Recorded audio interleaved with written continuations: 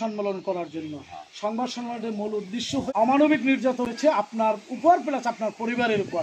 সেই অমানসিক নিজের অপরাধ ঢাকতে মামলা দিয়ে আপনার প্লাস আপনার পরিবারের অন্যায়ের দাবিতে আজকের সংবাদ সম্মেলন। কি ঘটনা ঘটেছে এবং আপনি এই জায়গায় মিথ্যা। এখন একটু বিষয় বলি, ওই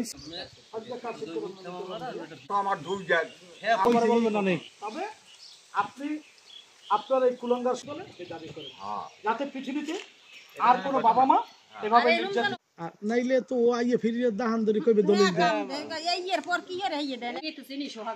আমার ও অনুভয় আমার এই পোয়া না থাকলে আমার বাস্তবে কোনো বাচ্চা নেই। 1 লাখ